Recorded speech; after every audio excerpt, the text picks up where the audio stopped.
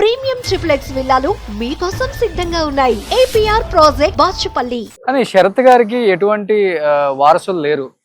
ఇప్పుడు ఆయన ఆస్తుల కోసం చాలా గొడవలే జరుగుతున్నాయి. నీకు నాకు అని ఎక్కడెక్కడ ఉన్నాయో ఆయనకి తెలియదు. ఇక్కడ కూడా ఉంది, మా ఇంటి దగ్గర ఇక్కడ ఈ పక్కనే ఉంది. ఆస్తి కూడా ఒకటి లేబర్స్ ఎక్కడ ఉన్నాయో బినామీలకు కొంత రాశారు అని చెప్తుంటారు. లేదండి, శరత్ చాలా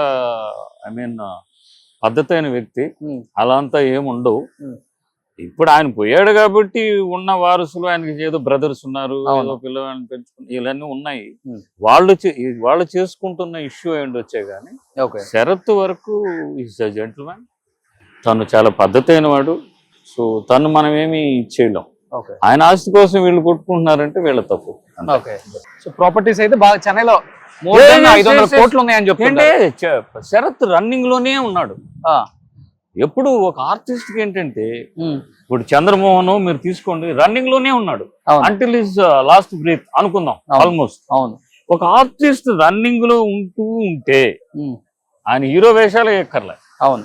క్యారెక్టర్ గానీ ఇంకోటి కానీ నేను అదే ఒక ఆర్టిస్ట్ నేను ఎప్పుడు అనుకుంటాను. బ్రహ్మాజీ, మన తెలుగులో బ్రహ్మాజీ ఉన్నాడు ఎప్పుడోటండి బాబు. బహుశా నేను సినిమాలకు వచ్చినప్పటి నుంచి బ్రహ్మాజీని చూస్తున్నానా అన్నంత ఫీలింగ్ ఉంది నాకు. ఓకే. సో ఇప్పుడు బ్రహ్మాజీ అనుకుంటే ఒక హీరోలకు ఉన్న ఆస్తి కంటే బ్రహ్మాజీ దగ్గర ఎక్కువ ఉంటుంది అనుకుంటున్నా. లేని సినిమా లేదే. చిరంజీవి సినిమాలో ఉన్నాడు, నాగార్జున సినిమాలో ఉన్నాడు, లేకపోతే కొత్తగా వచ్చిన హీరోల సినిమాలో ఉన్నాడు. సో దట్ ఈస్ బ్లెస్డ్ అండి. ఒక ఆర్టిస్ట్ కి ఏదో ఒక వెలుగు దెబ్బకన పడిపోతే నరకం.